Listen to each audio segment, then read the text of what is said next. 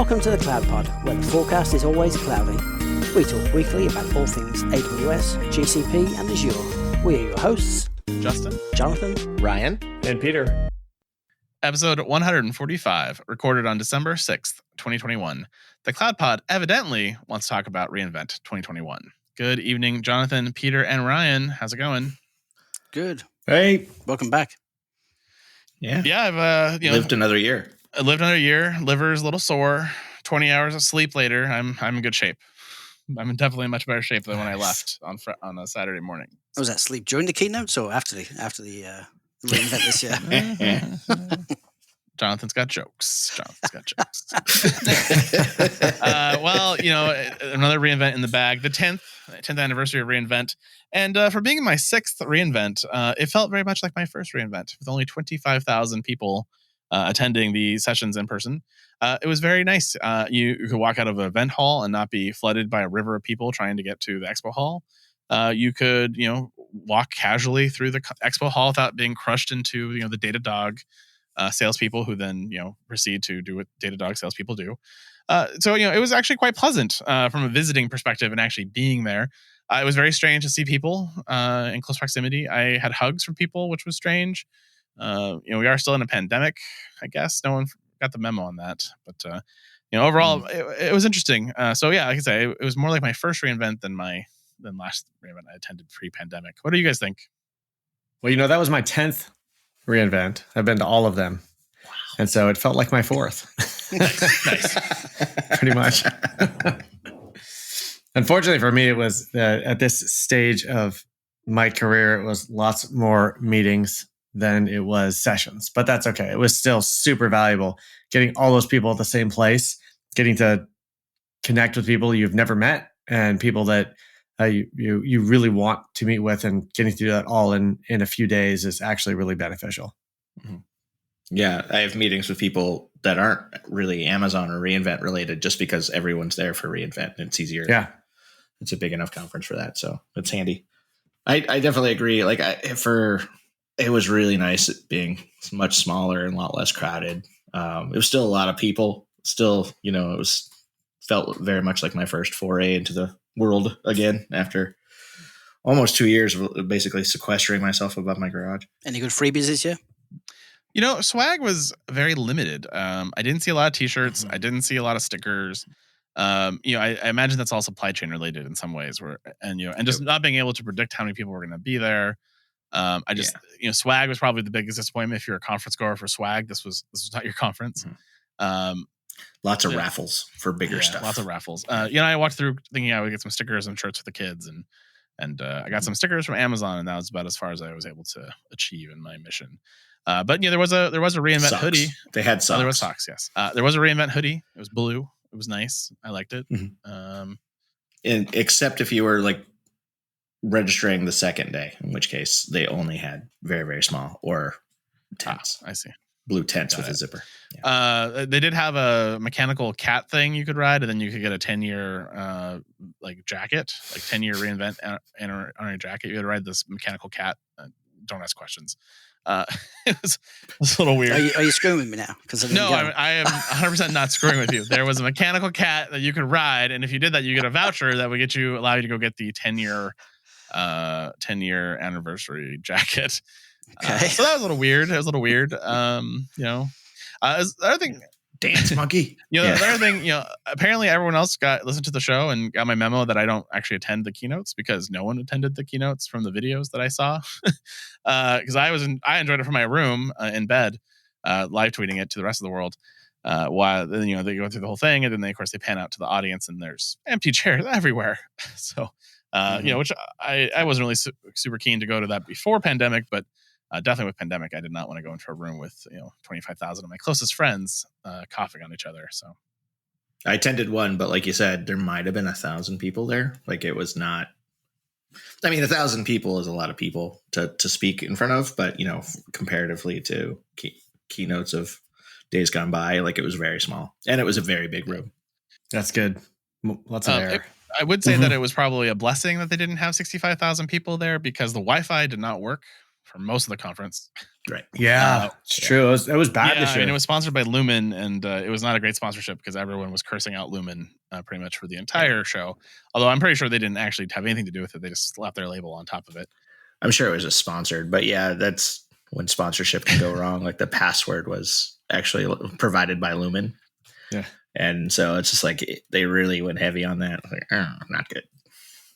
So, overall, I'd say the main reInvent show and, going to the Venetian and all that, that was all fine. It was nice, less crowded, not having to go through 1,200 venues across the strip. And, people made mistakes of like walking between hotels because they're close and then realize they're not close.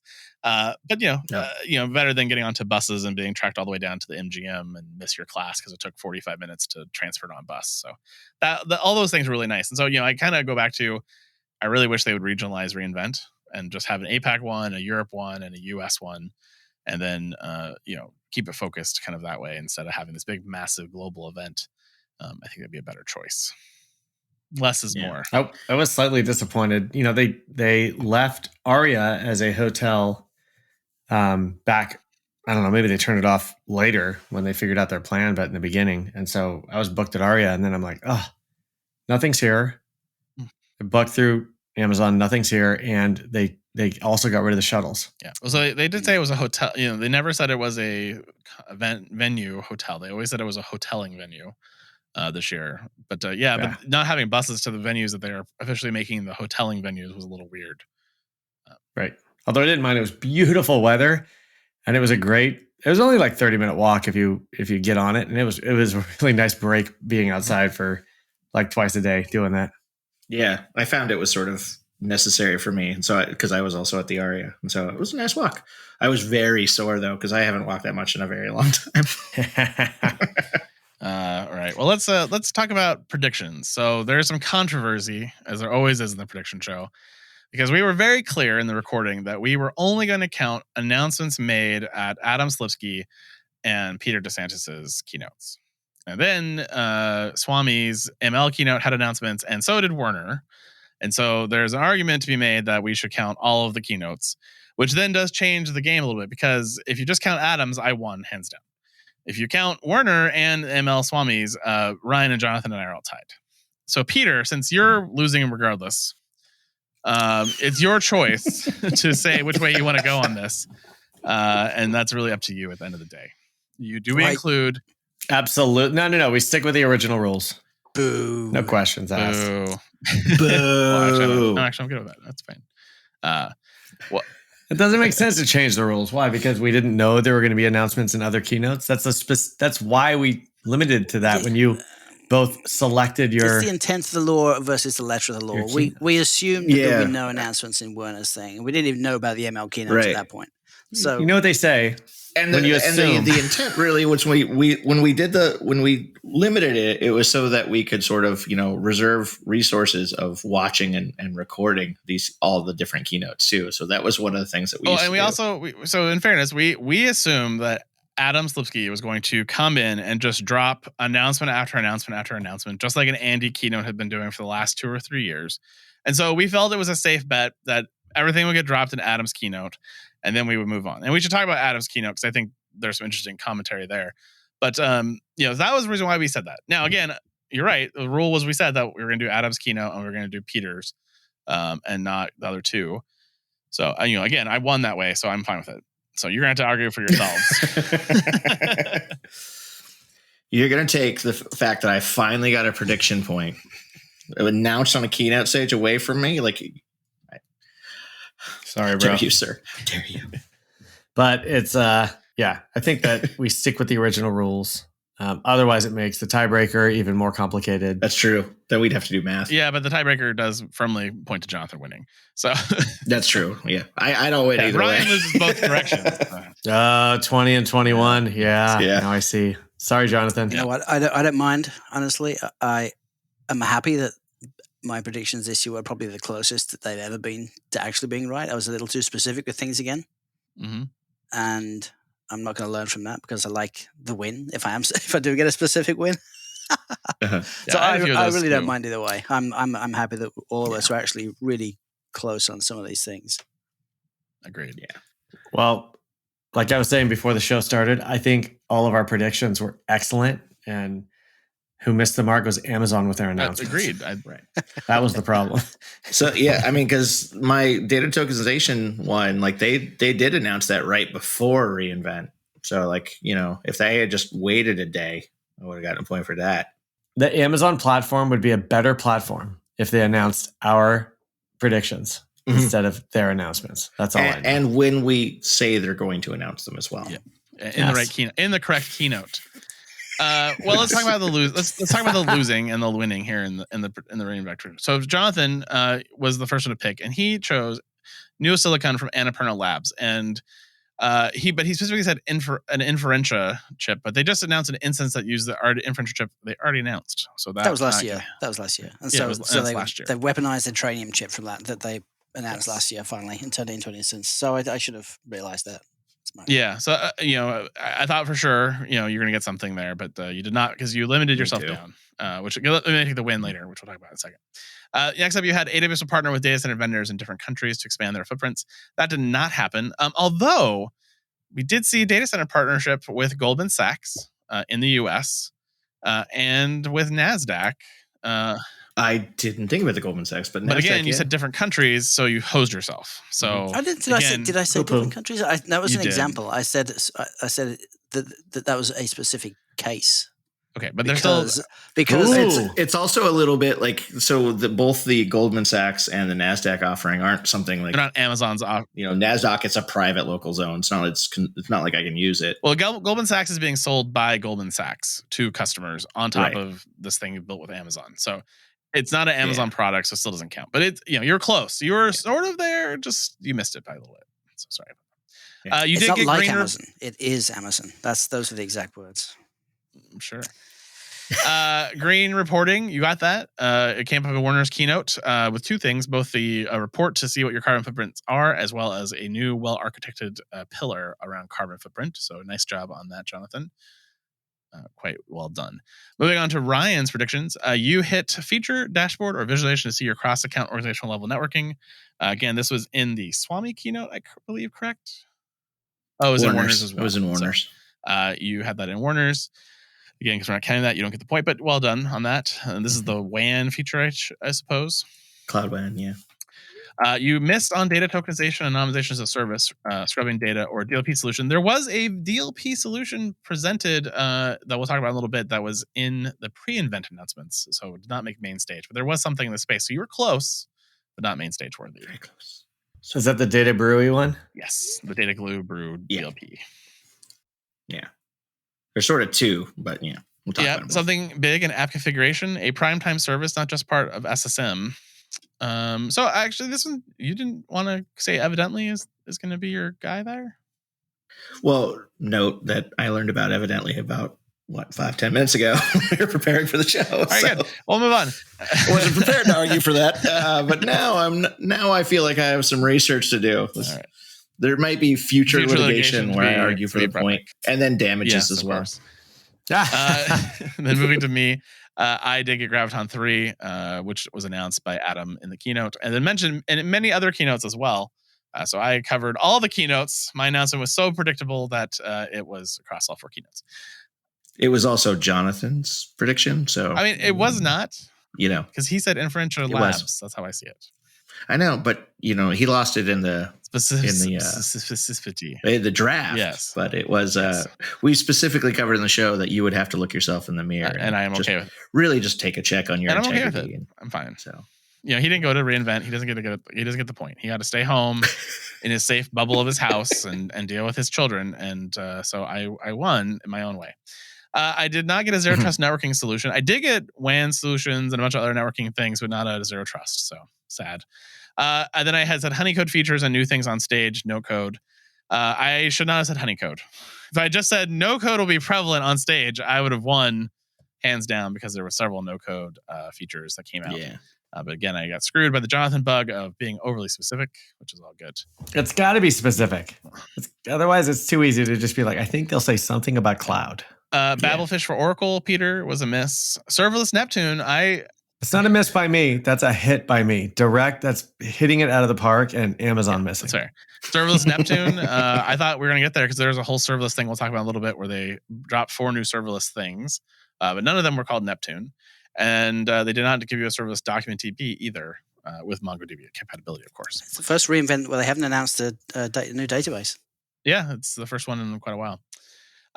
Overall for tiebreaker, Jonathan would have won because the way we did the math, it was either 28 or 22, depending on a bunch of factors of do you count this as 1 or 3? Anyways, regardless, he won. So congratulations. If you got to the tiebreaker, which you didn't, we all missed the replay artist, which was Zed, which was a repeat. I did not think we were going to repeat after last year, but apparently that's now the new trend for reinvent artists. Just pick the one that was here last couple years ago and pick them again. We also had some honorable mentions: SIM, SRE tools, SOC tools, an answer to cybersecurity action team or CAT, IAM redesign. None of that came to fruition. We did get some egress ingress stuff we'll talk about a little bit. Free tier adjustments there, which are interesting. I did not get my serverless Aurora MySQL 8, but in the breakout session, they mentioned it's coming next quarter. Nice. So I'll take it that it's coming soon next quarter. We did get a ton of new features for S3 this year, I felt.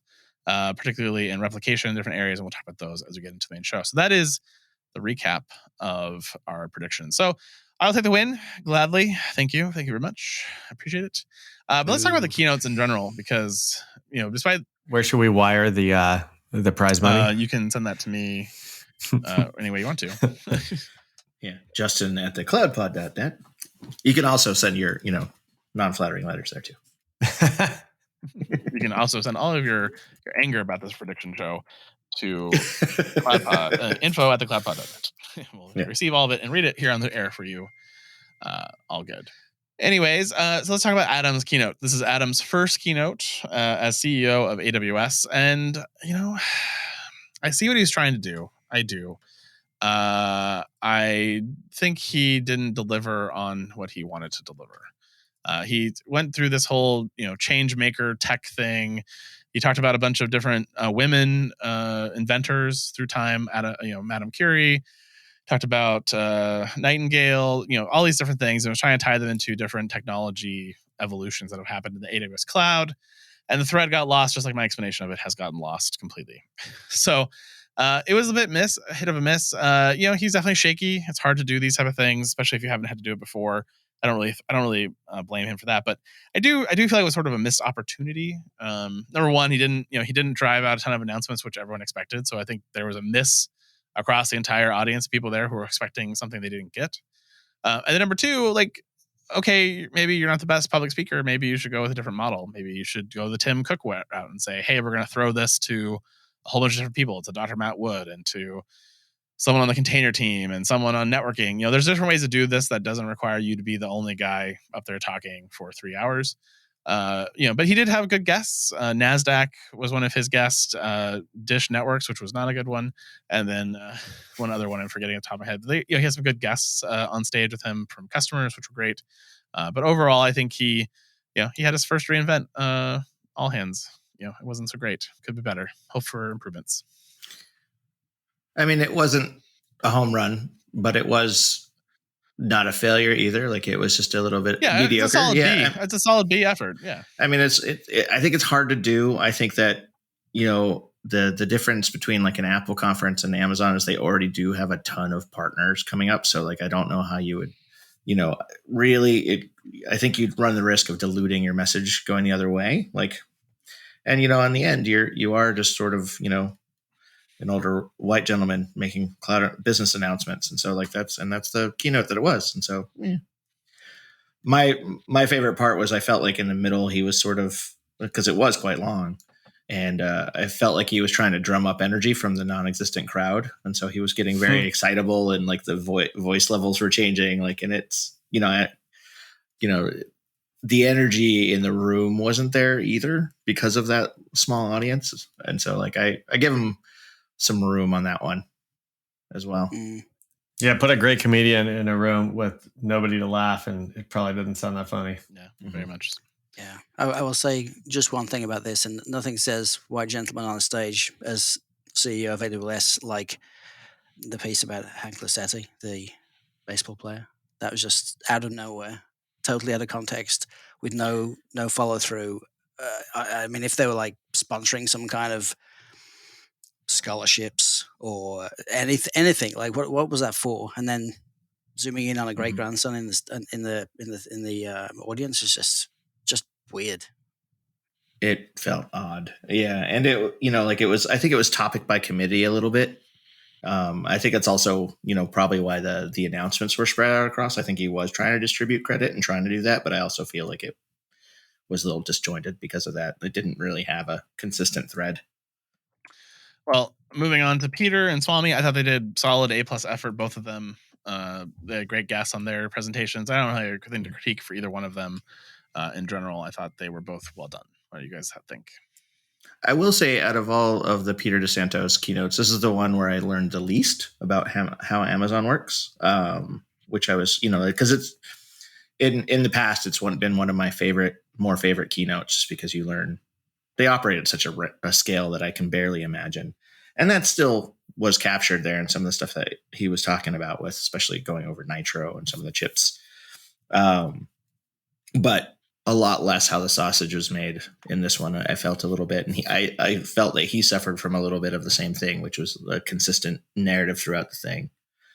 They were trying to hit on too much, right, is the feeling. I didn't watch it, and you live tweeted it for me. I'll take whatever you say about it, because I only watched the highlight reel of it later.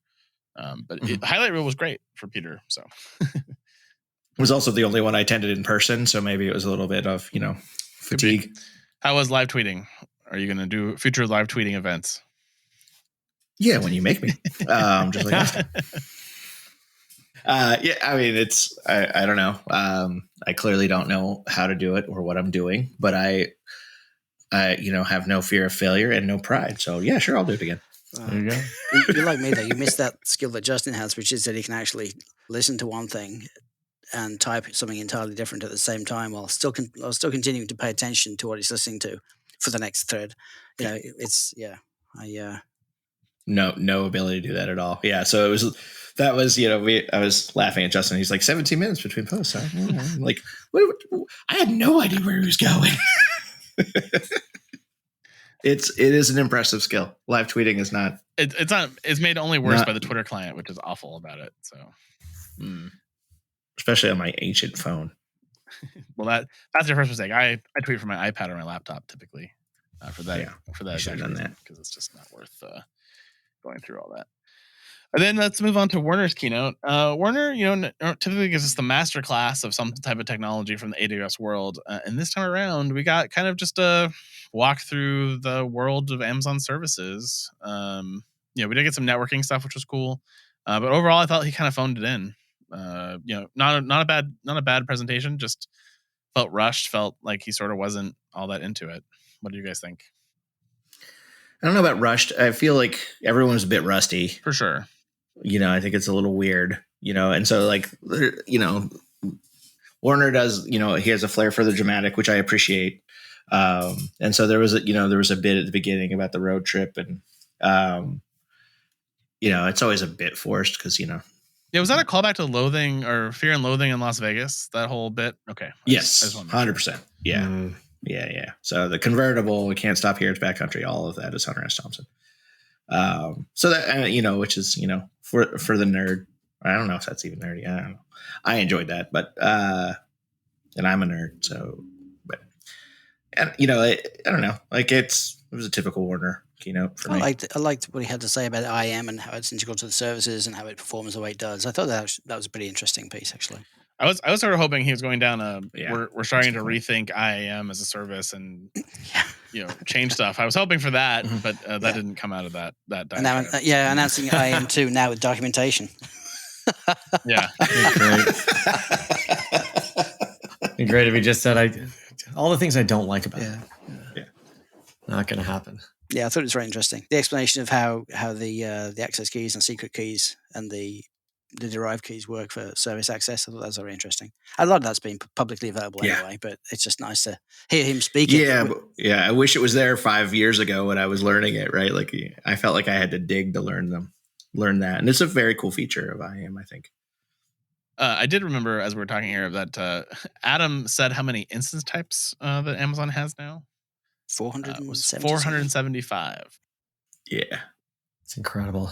How many different ways can you put CPU and memory together? Only 475 ways. That's the answer to that question. Yeah. All right. Well, let's get into some announcements then. It was action packed. We have decided editorial here that we will not do a 5-hour show. So there. You're welcome. So they will all be in the show notes, available for you to go and read and check out, as well as Amazon has great top announcements from reInvent blog post. So we're gonna talk about ones that we thought were interesting to us, and so you're getting the slightly filtered, biased version of what we thought was interesting. And if we didn't think it was interesting, we're not gonna talk about it. And then to mix it up, we had some items here we want to talk about from a lightning round perspective, and so Peter is going to jump in randomly to give us a lightning round prompt. And so when you hear Peter, it's a lightning round prompt. And if it's me, we're doing a normal TCP topic. So let's get into pre-invent first, because of course, no reinvent is good enough unless you have a warm-up round. And so there was a ton of features coming out in the pre-invent space. First up was AWS Identity and Access Management now make it more efficient to troubleshoot access denied errors in AWS. And this is to help you quickly troubleshoot your permissions in AWS. It now includes the policy type that's responsible for the denied permissions and access denied error messages, now making it much easier to hopefully figure out what the hell you didn't enable in all your IAM woes. Yeah, I mean, it's especially painful, right, with access denied errors when denies overrule. I mean, I like that model, obviously, but then it's like, dude, there could be one deny somewhere and you have no idea where it is. Yep. Yeah. Is it in the 27 of policies attached to my role, or is it an SCP that some admin somewhere just enabled and you have no ability to troubleshoot that on your own? It takes someone who has that full context to find. And so this is at least a breadcrumb. Yes. When you are filing a ticket with your internal cloud team, or if you are the cloud team and you still don't know what you did, which is what happens to me all the time. So this is very, very welcome and long overdue. Yeah, I'm hoping to see the back of getting those encrypted messages from IAM. So if you don't have permission to read the message, it encrypts it, and then you have to send it to somebody else to decrypt it for you. By which time, the moment's passed. Yeah, really. Yeah. I've assumed my admin role and just made it happen by that point, right? It's terrible. I'm just annoyed. I'm just going to do it the hard way with the hammer. All right. Well, the next one is here because it was close to a Ryan prediction. AWS Glue Data Brew now provides detection and data masking transformations for personally identifiable information. This capability gives you the ability to mask personally identifiable information during data preparation. With just a few clicks, you can detect PII data as part of the data profiling job and gather statistics such as number of columns that may contain PII and potential categories. Then use the built-in data masking transformations, including substitution, hashing, encryption, decryption, and more, all without writing any code. So not only is it a tool for DLP, Ryan, it's a no-code tool for DLP. You're double welcome. Yeah. I'll save my no-code comments for a little bit later because I know we're going to talk about it. But yeah, this is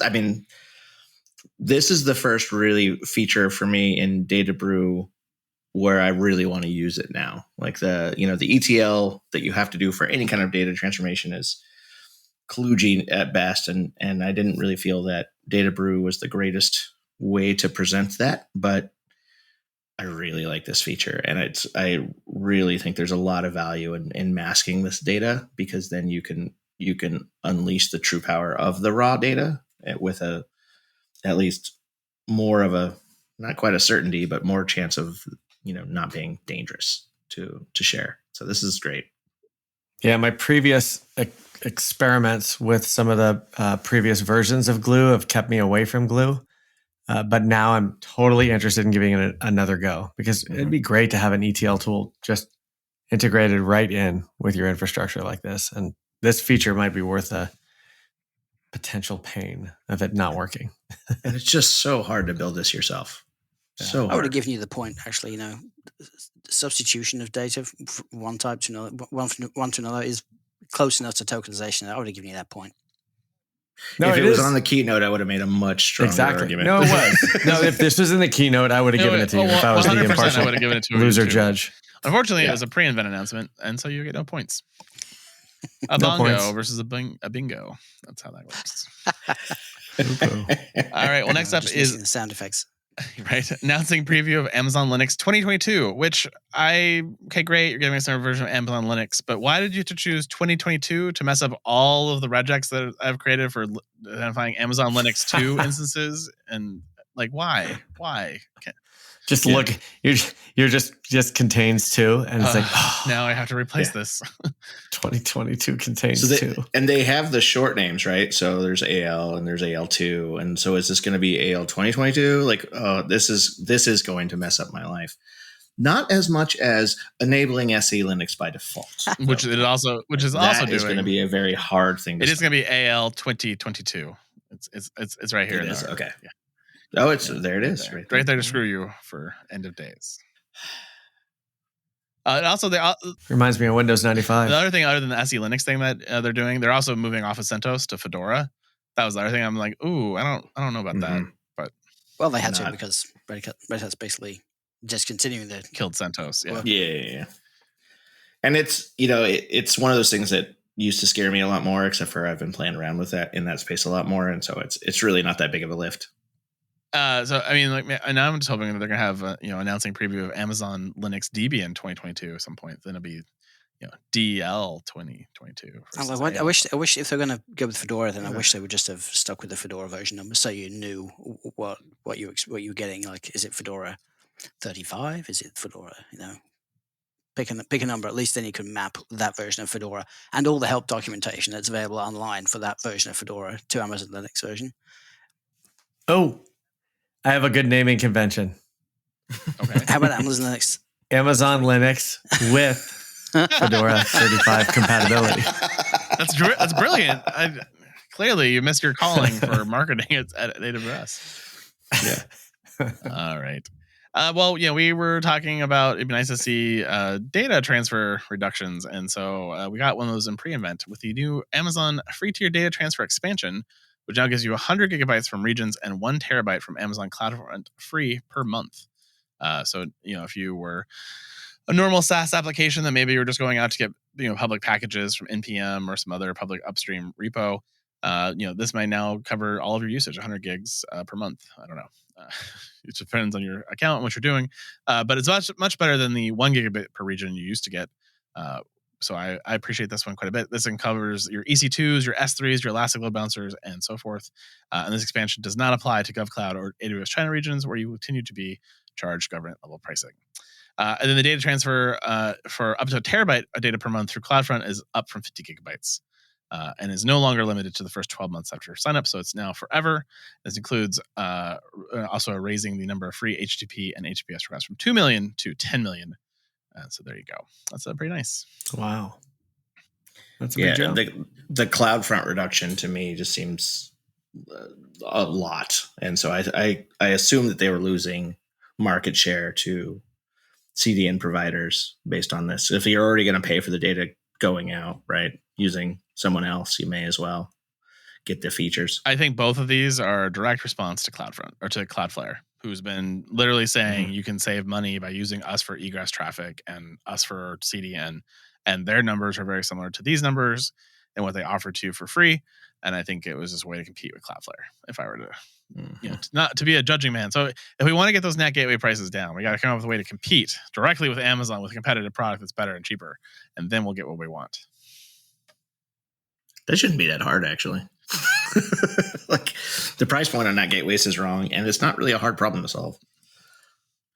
That's what you think. Yeah, famous last Have week. you seen the Amazon networking? Like, it's complicated.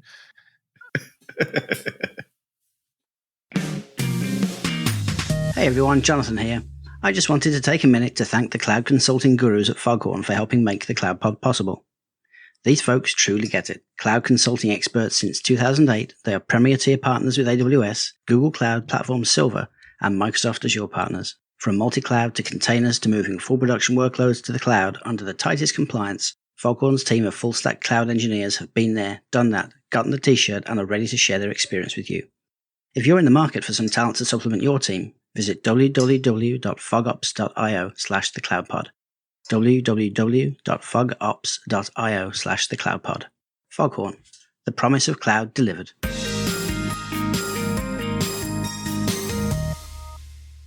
All right. Well, that brings us into the main reInvent week, starting with Sunday night with the midnight launch. And let's start with a preview announcement. AWS IoT Robo Runner for building robot fleet management applications. And you'll be robo running from the fleet as it tries to take you down, as it takes over the world. That's it. Oh, I got no jokes. No, I mean, it's just the Skynet's coming, like, you know, the stuff that writes itself, but I can't make funny because my brain doesn't work that way. Lovely.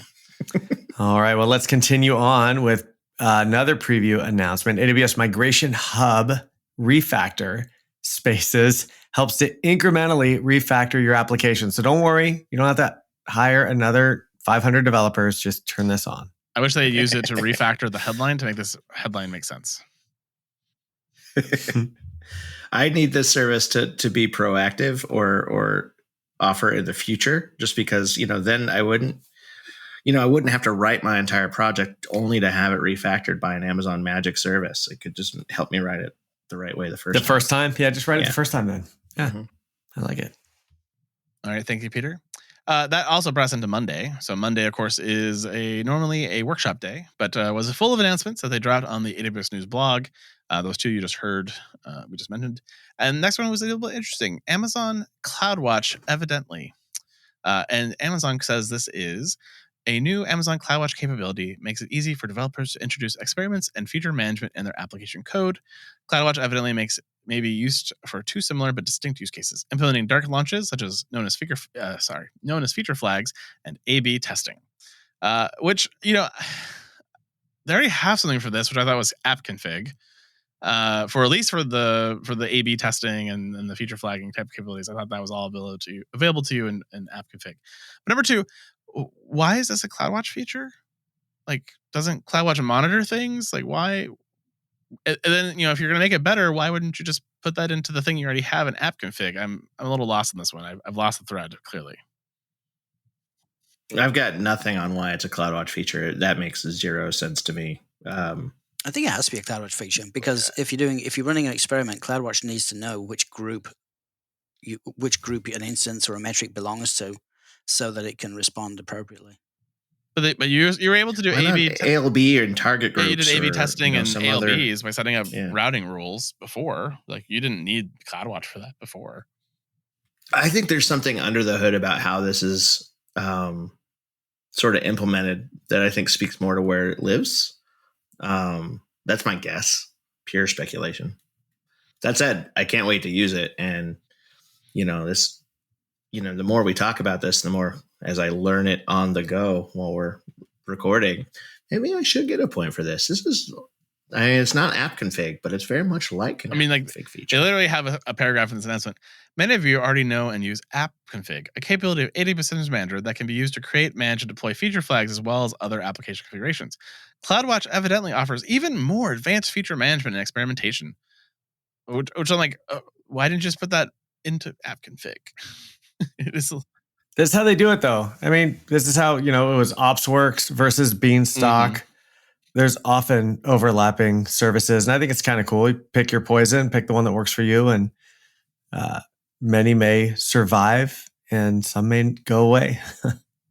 Anything we can do to use that sort of application configuration model that's persistent and unbury it from the albatross that is Systems Manager, I'm all for. So I'm hoping that they actually become more compatible feature parity wise, and I can start using Evidently, which has its own service and its own endpoint, and I don't have to remember. If they had just called it AWS Evidently and not added CloudWatch to it, I would be, rejoicing from the rooftops because it's just not have a part of SSM would be is a godsend on its own. So I do appreciate that part. I don't get the name though.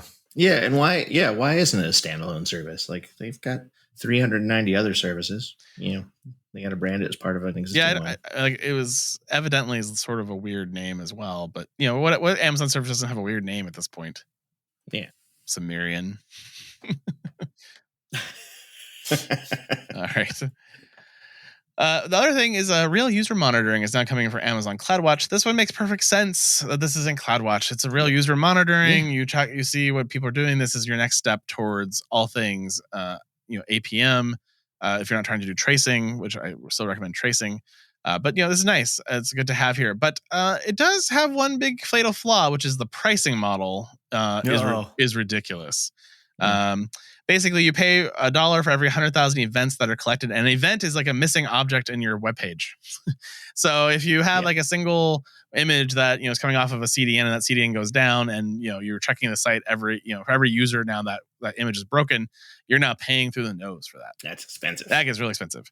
So I do suspect that we'll maybe see some pricing changes to this one in the future. But overall, I'm glad to see this one is here. I think it's a great choice. Just maybe think about the pricing a little bit harder next time, Amazon. I think this is an example of MVP pricing. They don't quite have the infrastructure yet set up to where they can roll it out for realsies, but they want the feedback and they want to do bigger than a preview or a public preview. So they're doing this pricing model. And I'm happy to not have to just do Google Analytics for everything as well, having an option there for this. So this is great. I know there's other things, but almost everyone I know uses Google Analytics for this. Yeah. Sure. Well, I mean, there are some RUM products that are out there too that are pretty expensive. But I mean, it's not that crazy from an expense perspective. Like hundreds of thousands of dollars for a RUM solution, that's not too bad. It's really just those are typically done by site URL monitored or certain of application function, not by events in a page. Mm-hmm. You probably fix the defects a lot faster though with that kind of pricing. Or your CFO gets really angry at you. All right. Next up is an automated vulnerability management for cloud workloads with the new Amazon Inspector. If you've ever tried to use the original Amazon Inspector launched in 2015, you'll know that it is a garbage fire of awfulness. But with the new Inspector, you get all kinds of brand new shiny features, including a brand new engine, which is the most important part. It's now continually automated assessment scans, automatic resource discovery, so it'll automatically identify things now. You don't have to tell it, which was always stupid before. New support for container-based workloads, so you can actually see if your containers are secure. It's now fully integrated into organizations, which is great. And it removes the cursed standalone Amazon Inspector scanning agent and puts it, of course, into the systems manager agent. Now provides you improved risk scoring. So you got all those CVE risks now generated to match what the CVE says and integrated into EventBridge and Security Hub, all available to you now. So if you had tried Inspector and had given up on it because it was trash, I would recommend you check it out again, another POC, as this is a much better product with a lot of customer feedback and anger being addressed in this release. Yeah, including mine directly to this product team. And so I'm happy to take all the credit for this, of course.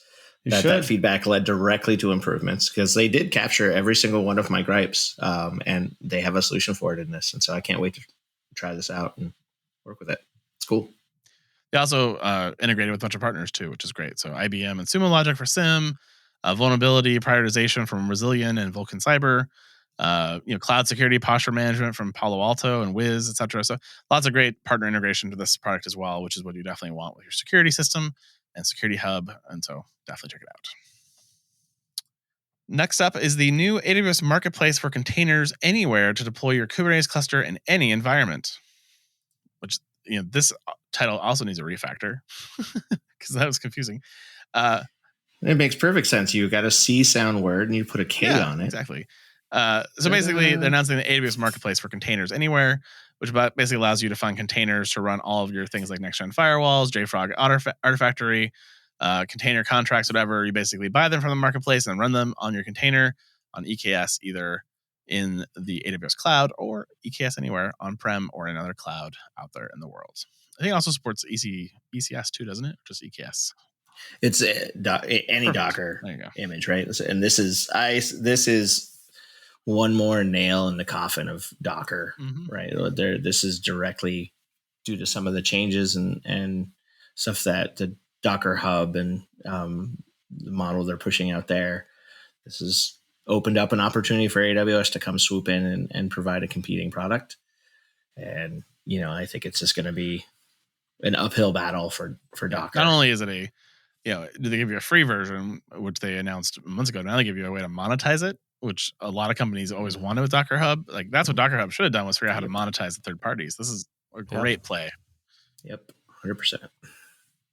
Next up is Carpenter, with a K, to be clear, not with a C. K Carpenter, an open source high performance Kubernetes cluster autoscaler. This is supposed to be better and faster than the other built-in Kubernetes cluster autoscaler from Amazon EC2. And this can run on any Kubernetes cluster you have to rapidly deploy Kubernetes nodes to help you scale faster and more efficiently than ever before.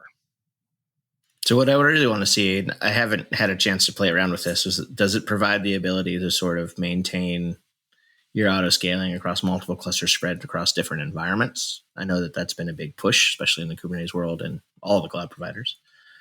And so I think, the first one who can seamlessly sort of crack that nut, scaling into different environments in a way that's not terrible.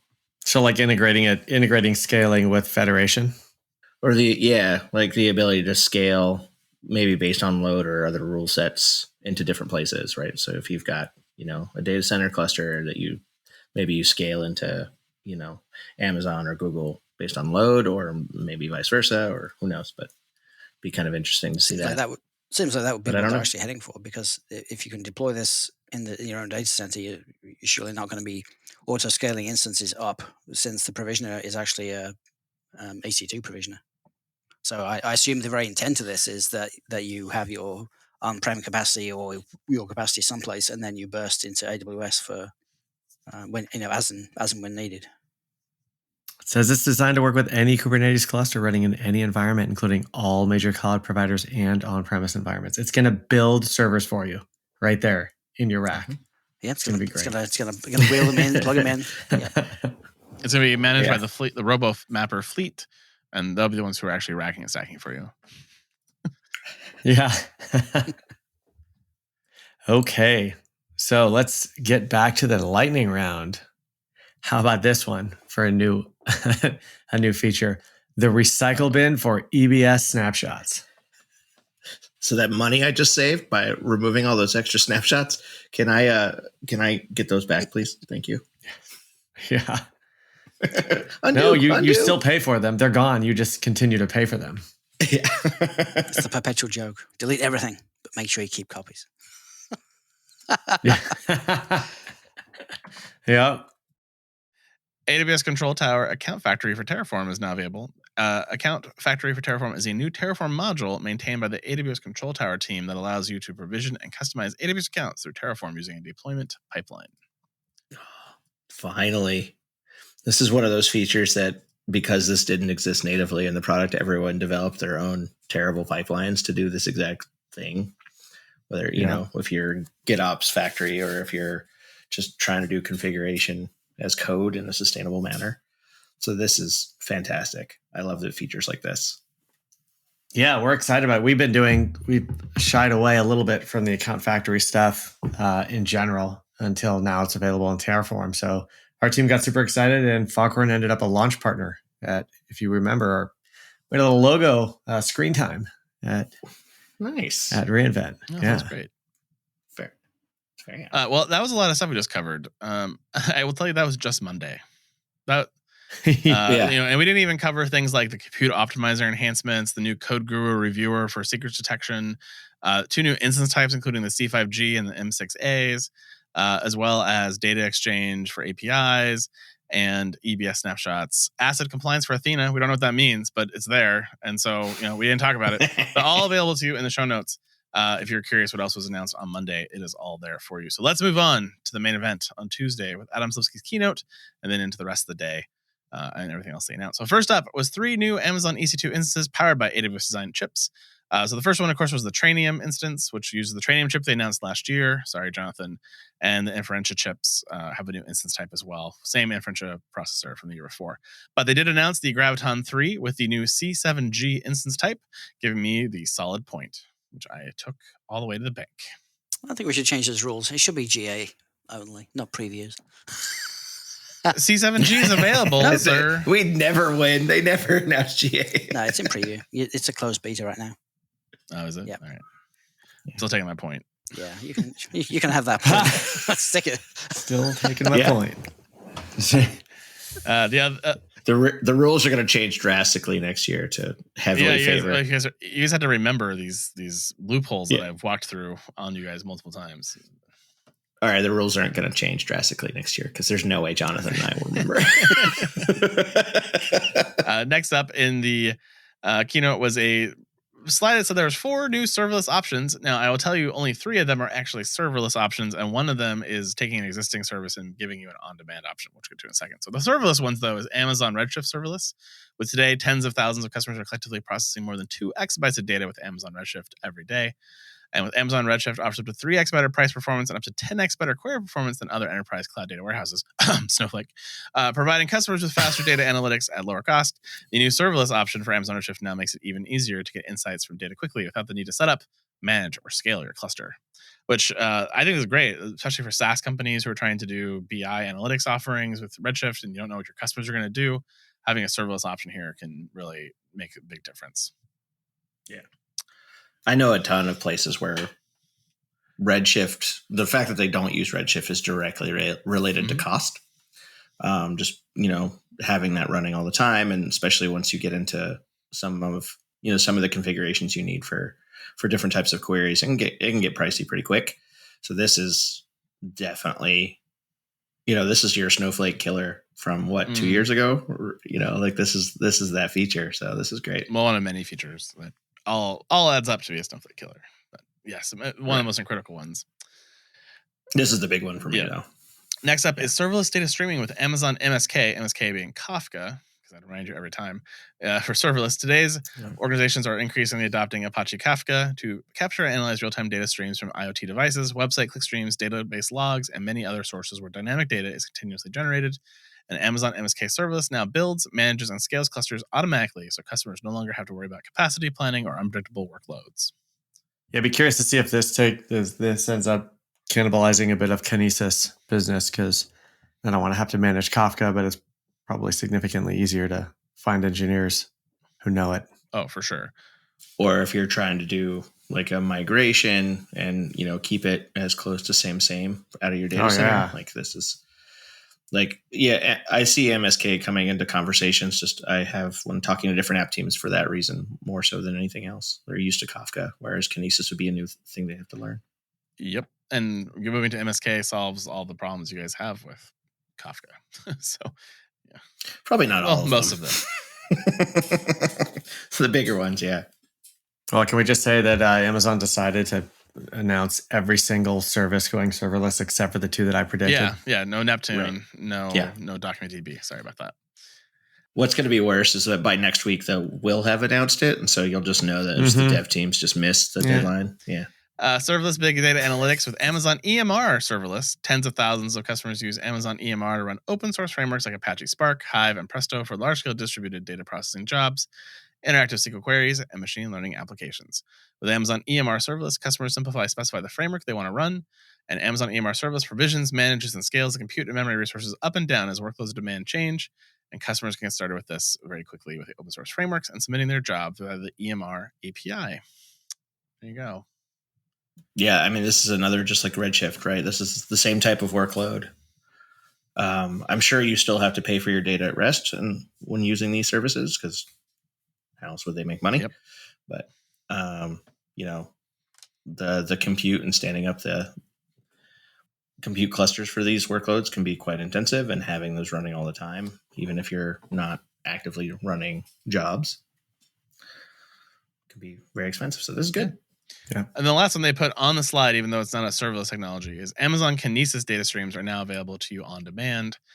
Of course, Kinesis data streams are a fully managed serverless service for real-time processing of stream data at massive scale.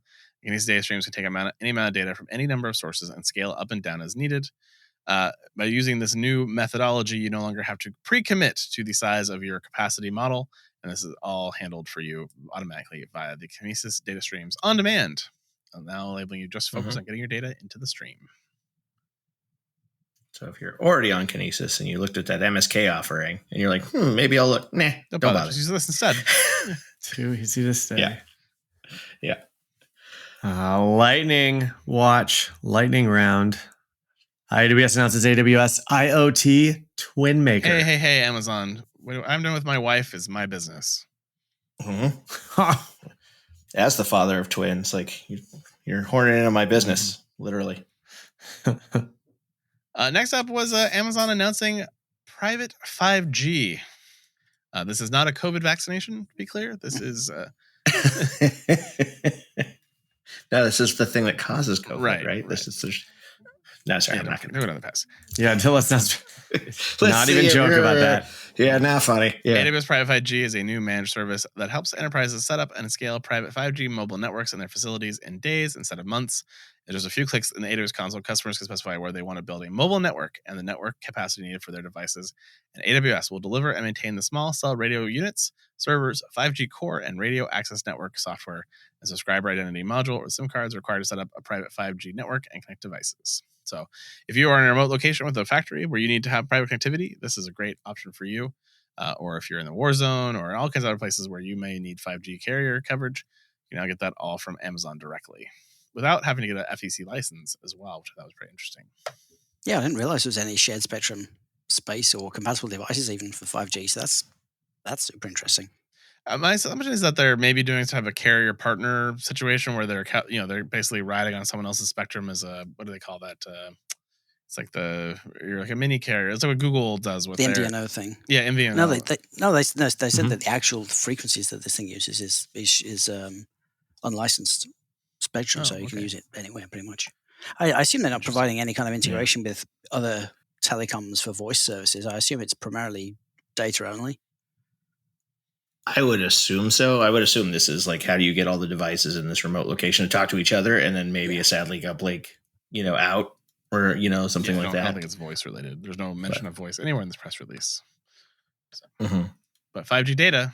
I mean, what this enables is crazy, and we had a lot of funny discussions when they were announcing this. Like, this is what all the the hippies have been doing in Burning Man forever. To get internet working, and it's true. And it's just like, and Amazon has productized it. I'm like, that's genius. Yeah, that's awesome. Done. Probably hired those Burning Man guys. We're like, hey, we want probably the same guys. So. Yeah. Well, we got new AWS Control Tower feature, regional deny and guardrails to help you meet data residency requirements. Yes.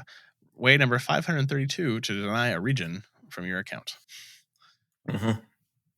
And it will be, the 19th way that I have to remember from a central place providing a cloud platform for the rest of my business. Exactly what rules I applied to put data where exactly. Yeah. Good thing they announced that new and improved way to debug permission errors. Exactly. Ooh, guardrails not included. Next up was the Amazon SageMaker Canvas, a visual, no-code machine learning capability for business analysts. And this is for all those business analysts who want to do ML work but don't know how to code. So the SageMaker Canvas allows them to rapidly and dynamically create data models, optimize and analyze their data models, and produce data ML models, all with low-code, no-code requirements. So pretty nice. I'm just glad it wasn't in Excel like the Azure offering. It wasn't a lightning round. Sorry, never mind. Yeah. And in the demo they show, or in the article here, they walk you through how to set up. And of course, the first two things are CSV files. So, starts out strong, continues down the path. To be fair, as counter argument, when I was listening to this, this was the first real argument for no code that made me think, right? I've been looking at it as this laziness, as this sort of, like just trying to appeal to the lowest common denominator. But in the keynote, the message was really clear. They're trying to democratize access to machine learning. They're trying to really give this access to more than just, the elite data scientists or programmers. And that made me think like that, like if you expand that out to no code in general, like it is a really powerful thing that I'm going to continue to make jokes about because it's hilarious. But, it is kind of a neat message there to think about how, people maybe that don't know a programming language and understands where that semicolon really needs to go. It's no code because it doesn't need to have code, because you're not doing anything with the data other than showing it to yourself in a browser. It's not like you're integrating it with an app that does something or with any kind of outputs or outcomes. You're just looking at it. You're browsing through it. It's a BI tool, and maybe you can extract that data and put it into Excel or PowerPoint and make a pretty display or something. But effectively, it's like it's a dead end. It's no code because you don't need code for this particular use case, I don't think. Well, I mean, it does create a model. Yeah. I mean, like, so you do this with this no code method, and then you basically create a model out of that. You can export the model to somebody who uses code. Yeah. Yeah, to someone who actually does something. And then which you call through an API endpoint. Yeah, exactly. And then you need the code. Yeah, it's hosted model on Sagemaker. It's not a dead end though. That's the part that I was trying to react to. Okay, no, it's not a dead end. But it's not like you're going to plug your code into this particular tool. You generate the model and export it and run it someplace else. Yeah. So, agreed. I mean, maybe it's more along the lines of this might be my only hope of doing machine learning. Maybe that's where I have a soft spot. Well, no, this is good because now you have teams of people in places where you can hire people for pennies on the dollar to curate your data and to pull out the outliers and to do things so that when you do build a model, you build a robust one that the app development team can use and plug into their service when they actually do it. Oh, this is yeah. I mean, this is a bit above, like, because they did announce a data labeling service, I believe, somewhere. I don't know, like, that was more of along the lines of that. And this is more like the actual training and having, tried to work with data scientists on trying to get their environment up and running. This is a huge obstacle. It's not how they think, like they code in Python, but that's by, self-defense and necessity more than they are programmers. At least the ones that, I've worked with directly, which probably not everyone. Probably not all of them. Mm-hmm. Well, they're simplifying access management for data stored in Amazon S3. And you ask, how are they doing such a thing? And they're doing that by, oh God, just hands on the forehead, full face palm, just sigh. So they're introducing a new Amazon S3 object ownership model setting that lets you disable access control lists to simplify access management for data stored in Amazon S3. Second, the Amazon S3 console policy editor now reports security warnings, errors, and suggestions powered by the IAM Access Analyzer as you author your S3 policy, which won't matter because you disabled the ACL. Right. So there was this point where devs thought S3 was hard and IAM permissions were hard. And so, what they did was they just made the bucket public. And so then bad things happened to their publicly owned bucket. And now we're saying, well, ACLs are difficult. So we're just going to let you turn those right on off. So yeah, I don't see how this can go badly at all. There's no risk here at all. ACLs, of course, are an access control mechanism which each bucket and object has an ACL attached to it. And ACLs define which AWS accounts or groups are granted access as well as the type of access they have. When the object is created, the ownership of it belongs to the creator, and this ownership information is embedded within the object of the ACL. When you upload an object to a bucket owned by another AWS account and you want the bucket owner to access the object, then permissions need to be granted in the ACL. In many cases, ACLs and other kinds of policies are used within the same bucket.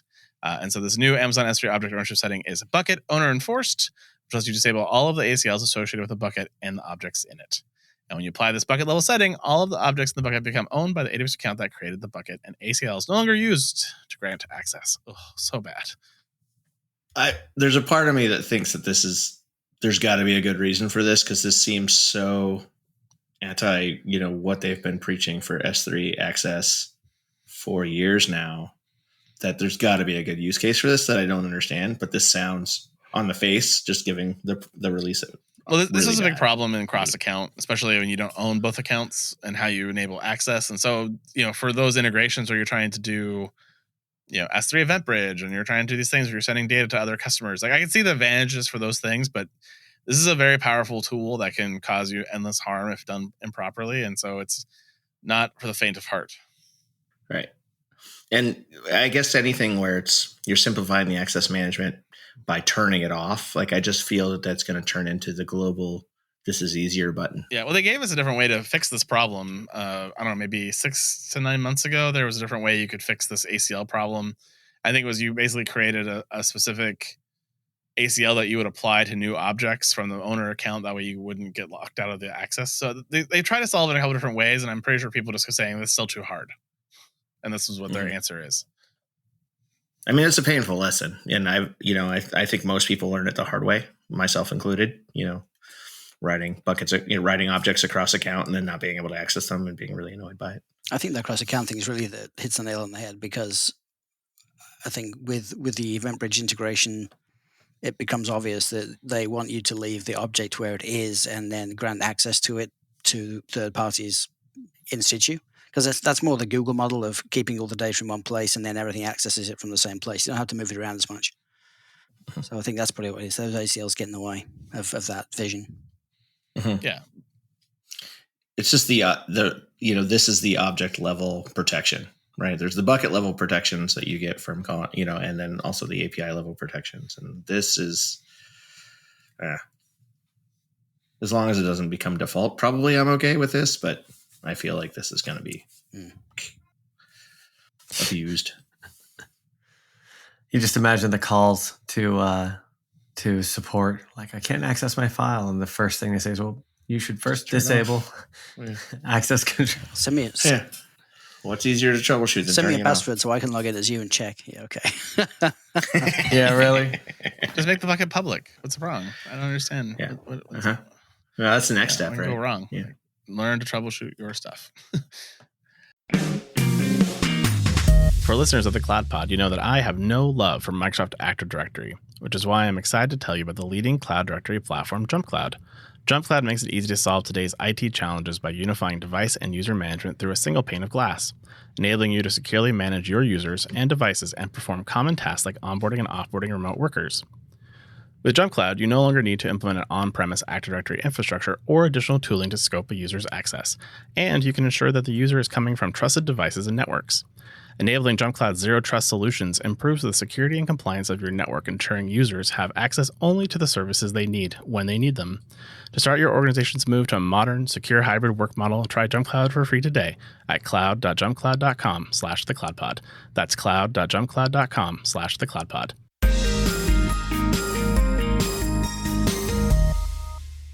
Well, first we got FSX for Lustre and FSX for Windows File Server, and I yawned. I didn't care. And then we got FSX for NetApp ONTAP, and I was like, okay, this is kind of cool. I'm super excited about that. But guess what we got at reInvent, guys? We got FSX for OpenZFS. Oh, yeah. OpenZFS is the newest addition to the FSX family. Just like the other members of the family, this new addition lets you use a popular file system without having to deal with hardware provisioning, software configuration, patching, backups, and all the like. You can create a file system in minutes and begin to enjoy the benefits of OpenZFS right away.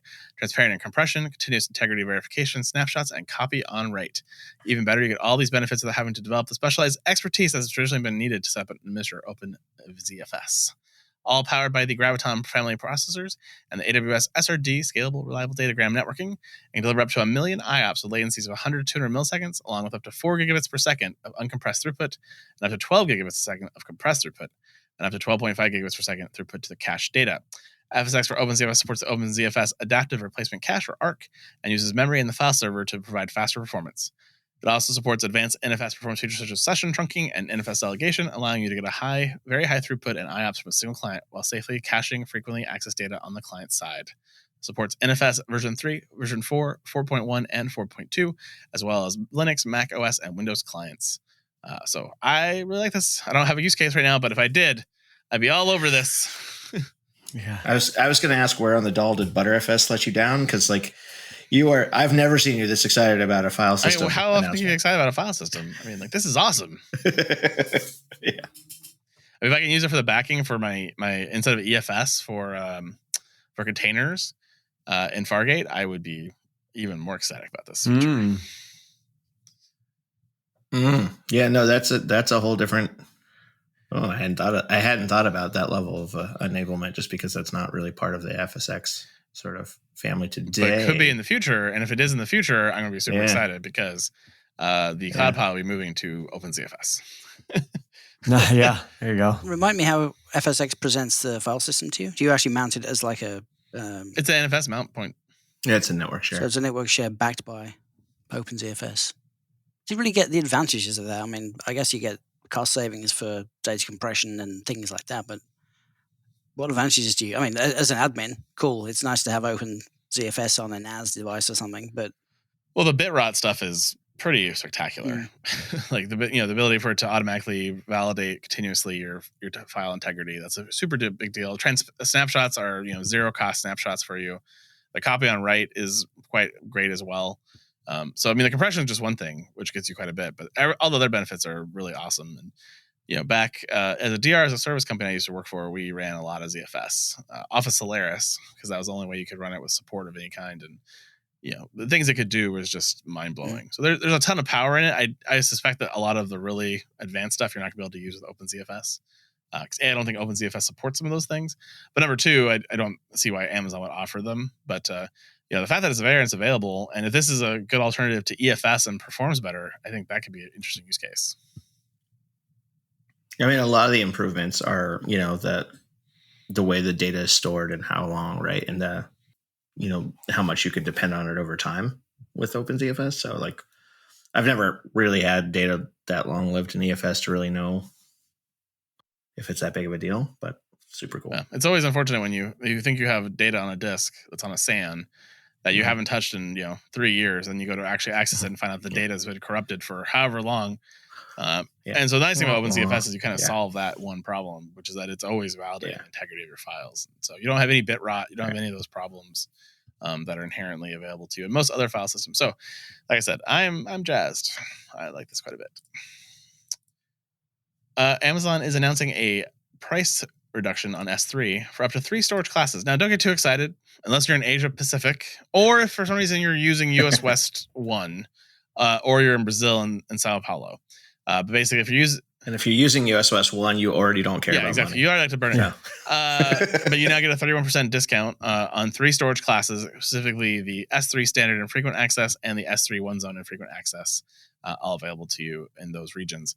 But if you are using the S3 Glacier Flexible Retrieval, or formerly S3 Glacier, it's now optimized for use cases such as backup and disaster recovery by offering free bulk retrievals and a 10% storage price reduction in all AWS regions. Together, these changes will help to further reduce your cost of S3 storage while benefiting from the simplicity, durability, and virtual unlimited scalability of Amazon S3. There you go.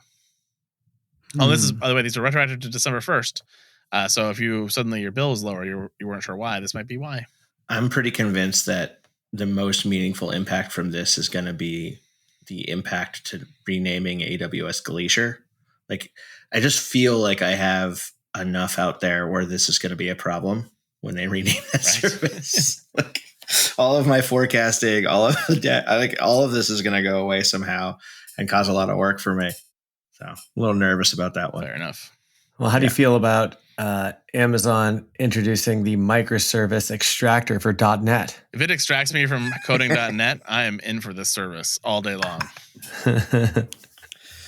It's funny. I've, for the last few years, I feel like I've been extracting microservices from .NET, usually by throwing them away and getting rid of them, but rewriting them.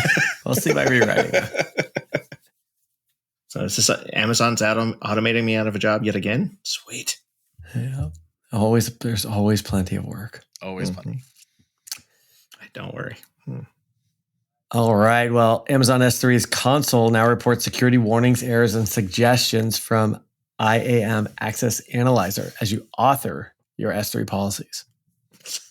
So they gave us the ability to turn off all the ACLs on objects, and then they're just going to yell at us when we use it. Thanks you. Yeah.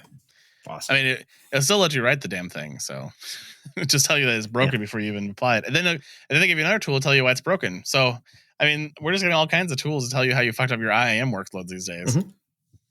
But it's only on the console. So it'll be much like my last nefarious S3 debacle where I won't ever see it. So it can warn you all on the console. Maybe you add to your troubleshooting workflow. Step 1, go to the console and see if it's yelling at me.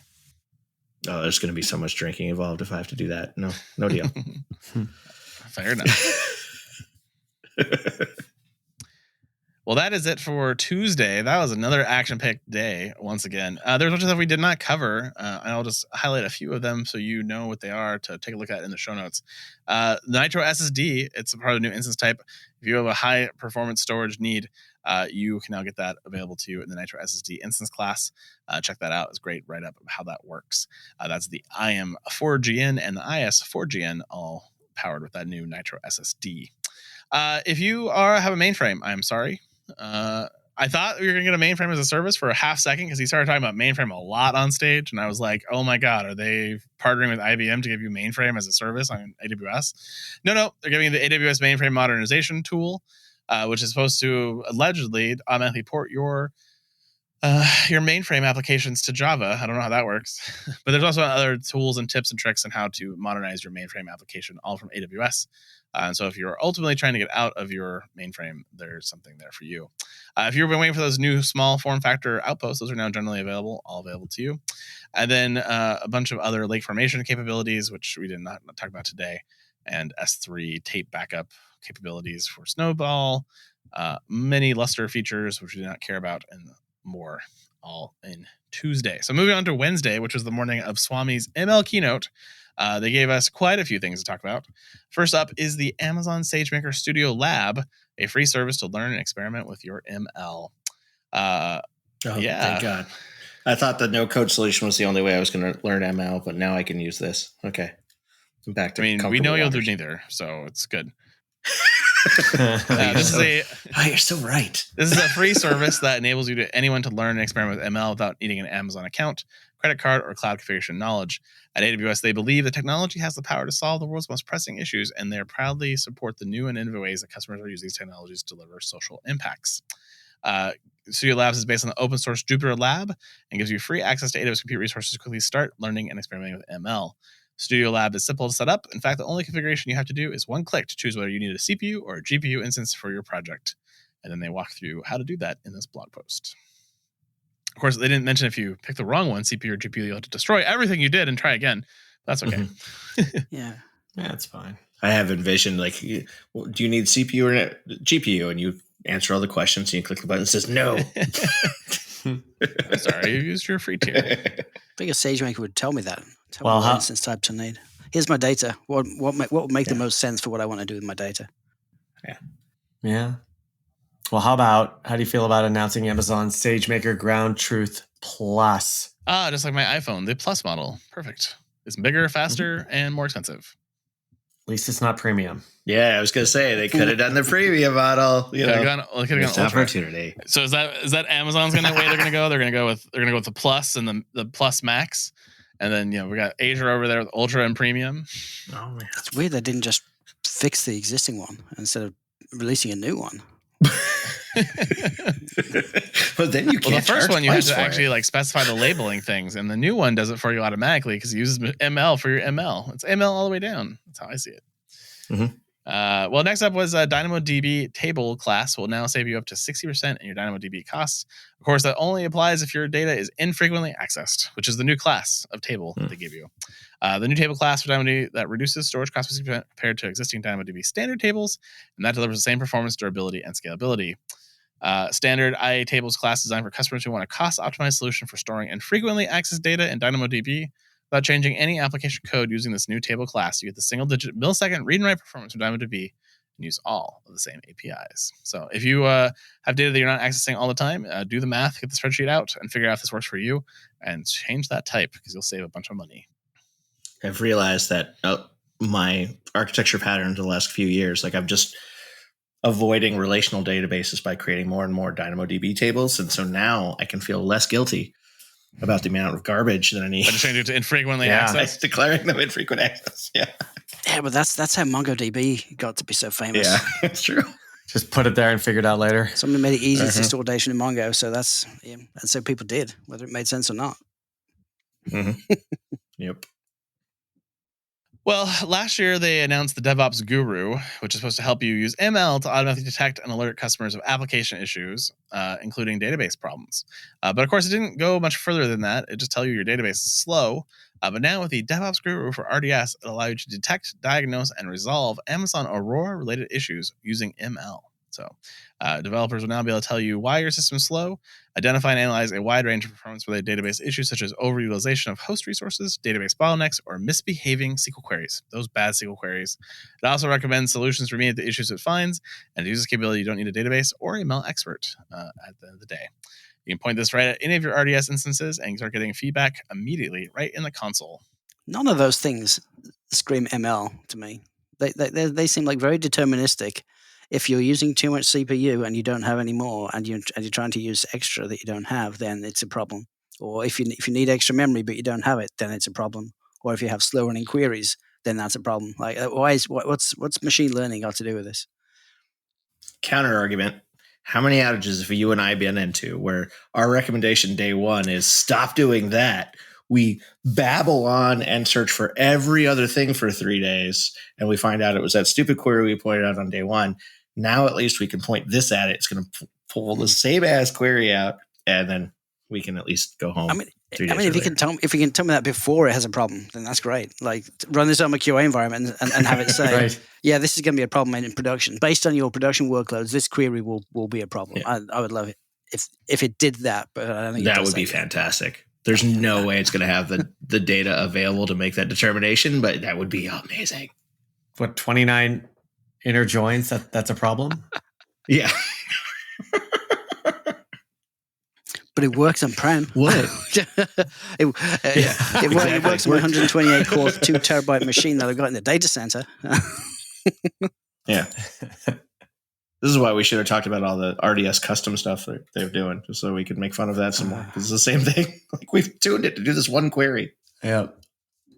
Network address management and auditing at scale with the new Amazon VPC IP address manager for all those who recently bought Infoblocks or BlueCat. Now Amazon can give it to you for a low cost here in the console. The VPC IP address manager is a new feature that provides network or administrators with automated IP management workflows. And IPM makes it easier for network administrators to organize, assign, monitor, and audit IP addresses in an at-scale network, lowering the management and monitoring burden and eliminating the manual processes that can lead to delays and unintended errors. This is a bit pricey, perhaps. I don't know. I haven't seen Infoblox pricing in a while. But their example pricing was about 5,000 IP addresses, was right about $900 a month, roughly. Wow. That's crazy. Yeah. So the IPAM solutions out there are also very expensive. And so, but I would argue that this isn't replacing those. This is replacing notepads, spreadsheets, Post-it notes, napkins. And so this has been a bane of my existence for pretty much my whole career, being able to query these things and then trying to do subnet math in my head. Now imagine doing that with IPv6 addresses. Yeah. Oh my God. Hard pass. Forget it. Hard. 3M's going to have to make a whole bunch of new sizes of Post-it notes. Yeah. Yeah. To give you an idea here. So it says, let's assume you gave your VPC a /16, which would be 65,536 IP addresses to your VPC. But you're only using 5,000 IP addresses. So again, active IP addresses only. Those 5,000 addresses are active for 30 days and 24 hours a day because you don't auto scale. Because why would you do such a thing? Basically, each hourly price per active IP is basically 1/millionth of a penny, 2 millionths of a penny. I don't know what that number is. It's very small. And basically, that works out to be $972 a month for those 5,000 active IPs for the full month. So, I believe my Infoblocks was a lot more expensive than that. So I think this might be a good opportunity if you don't have something to get out of those Excel spreadsheets and take a look at this. Well, and it integrates with VPC, right? So you just let it. I mean, that's so much better. That's the big advantage over this. And so like you added to the cost the amount of time you spend troubleshooting. This is actually just a duplicated IP address that both are answering broadcast for. Like this is great. I love integration at this level, especially when you're automating like VPCs that are getting born and destroyed by automation. Yeah. Turns out a virtual network is going to be an ephemeral resource that should go up and down and go away when it's not in use. Mm-hmm. So, well, if that didn't excite you enough, the new VPC Network Access Analyzer is also available to you. The new Amazon VPC Network Analyzer helps you identify network configurations that lead to unintended network access. Basically, this gives you the ability to, instead of manually checking your network configuration, which is error-prone and hard to scale, this tool helps you analyze your AWS networks of any size and complexity, giving you the ability to identify reachability, provable security tools, IAM access, all right in the console and easy to identify quickly and efficiently. All right, number one rule to any outage is it's always the network. So if this tool gets us to it's definitely the network or definitely not the network, much faster. Mm-hmm. In which case it's DNS. It's great. Yeah. It should cover DNS, right? Yeah. It does. Yeah. It's not DNS, it's ACLs. Or it's S3 buckets. So, yeah. iNodes. It's iNodes. Yeah. Well, it is not a support organizations quite yet, but hopefully that'll be coming soon. And then you can access VPC analyze all of your VPCs once it comes to organizations, which would be pretty interesting. Mm-hmm. I mean, I'm hoping that they start rolling this out for, like, while it may not support organizations right off the bat, like it's a big deal to troubleshoot connectivity within VPCs or between multiple VPCs. So I'm hoping at least it will cover that functionality, whether it be organizations managed or not. Well, we do have an AWS Shield Advanced update, automatic application layer DDoS mitigation. So you mean the thing that I already paid extra to automatically have it address my application didn't actually address my DDoS issue, and now it does? Yeah. What did it do before? But now it's it did it before. Now it's automatic. Huh. Do I still have to pay the same price? Yes, you do. Yes. It's automatic. Automatic.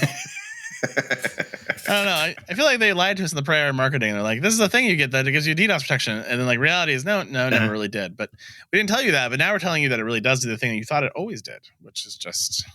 I mean, the reality between Shield Advance has always been what it gives you is a fast you the hotline track to the DDoS person. Yeah, exactly. To a support team. Yeah, seriously. No joke. Yeah. And so this really is a feature enhancement in the fact that we'll just hopefully fix it. I think that's what I thought it was when it first came out. We just get a support team? Yeah, it took me a long time to realize that. And having to justify the cost for several months. As, it moved around on my master payer account from account to account, which it doesn't do anymore, unfortunately.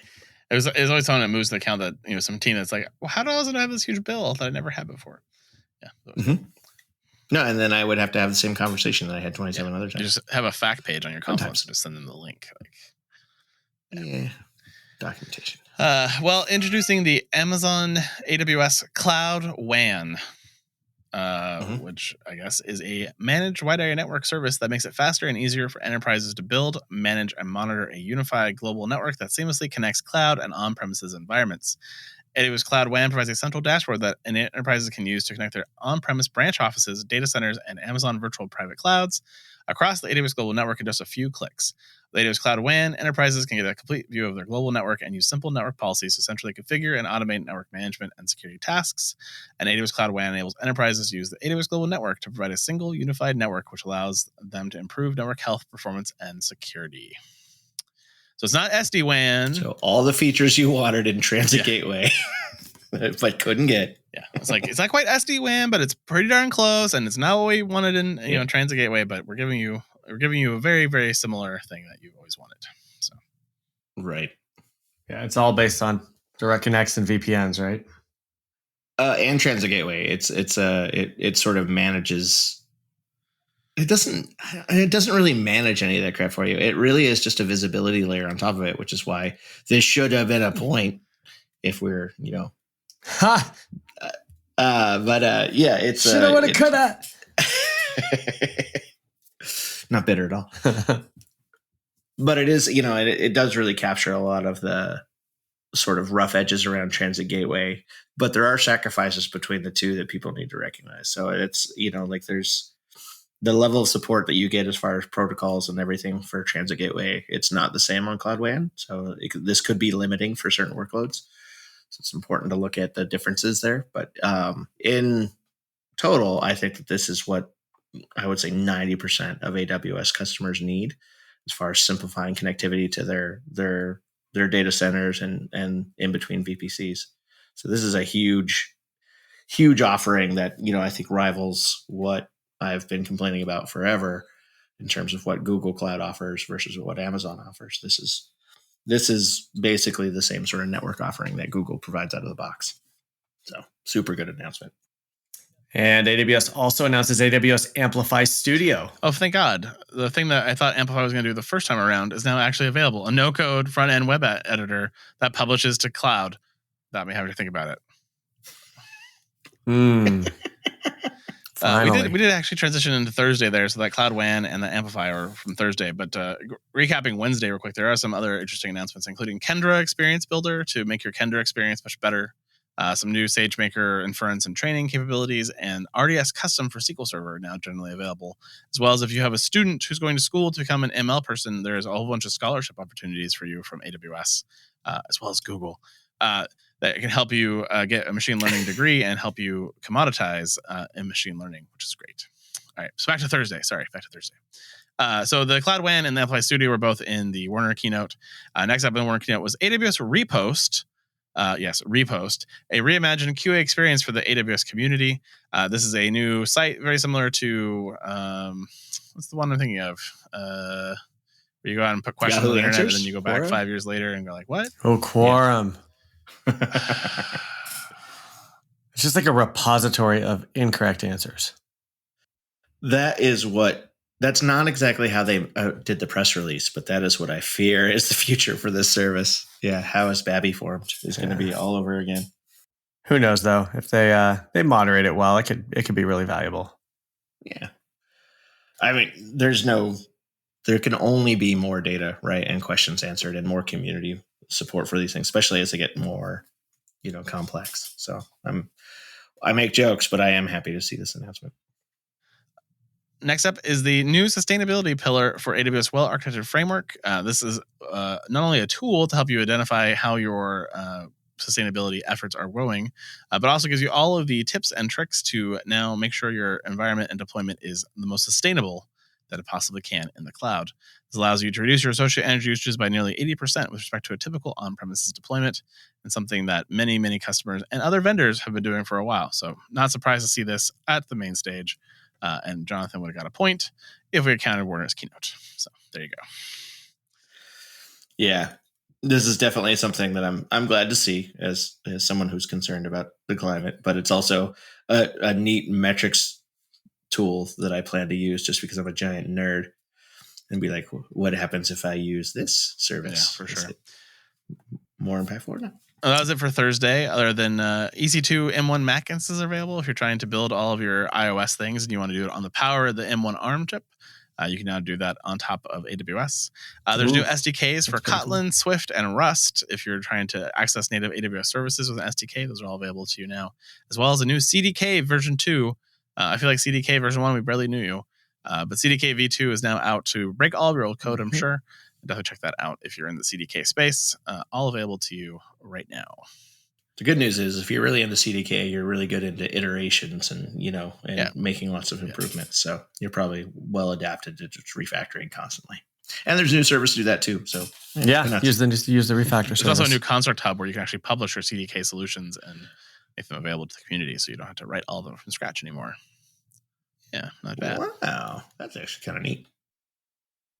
How about AWS Database Migration Service now supports time travel and improved logging mechanism? I don't know about logging time travel, but this podcast time travel, it's been long, and I'm ready to be done. So thank goodness this is the last announcement they did on Friday, so you could time travel back to the beginning of reInvent and do it all over again. Awesome. And what I almost always want when migrating a database solution is time travel to fix all the errors that I did the first time I did it. Totally. I want time travel for all of my coding. Like I like to learn when I took at the end of it and just go back and do it right the first time. I just want to instead not migrate. Like, go back in time and not migrate. Yeah. So I got to give it to the twin maker, Justin. Nice. You got it. I will take it. I thought Jonathan had that one. I thought he did too. I didn't even hear the joke because my internet decided to take a hiatus. But all right. Well, that it's the end of the year. We have a few more episodes coming up till brand new year 2022. Let's hope it's better than 2021 and 2020 because they were both rough. But I think I learned at this reInvent that I don't really want to go back, but I do want to do something for the Cloud Pod. So I've got some ideas. I know I've bounced off Ryan. But what maybe we can do, maybe we send the Cloud Pod to a secret location and report what's going on at reInvent. And of course, because Peter will have to be there, we'll call on to Peter, our on-site reporter from our remote location. Give me a big mic. I want a big microphone with those huge foam things. Do you want the big mic like that, or do you want like the Price is Right style with a little tiny, the really long stick and the teeny tiny little ball on top? No, I want the big mic, and I want to be like in a windstorm. Awesome. That's all. Well, you've been on the expo floor. It's very much like that. Yeah, for sure. So we'll figure that out for next year maybe, and we'll do something different. But that is another fantastic week in the AWS cloud. We have skipped GCP and Azure because there was just so much. But we'll be back very soon with another normal episode because it's a Monday after reInvent, and guess what? Amazon already announced new things today. nothing that we predicted though, so it's okay. They're already off to the races with their new announcements and all the things that missed the deadline to make reInvent. I'm sure will be coming out in the next few weeks because it is review time as well. So you gotta get that out by the end of the year so you can get it included in your reviews, even if you didn't make reInvent. So, well, that's it. Another fantastic week in the cloud. Later. Good night. Bye, everybody. And that is the week in the cloud. We'd like to thank our sponsors, Foghorn Consulting and Jumpcloud. Check out our website, the home of the Cloud Pod, where you can join our newsletter, Slack team, and send feedback or ask questions at thecloudpod.net or tweet us with the hashtag #thecloudpod.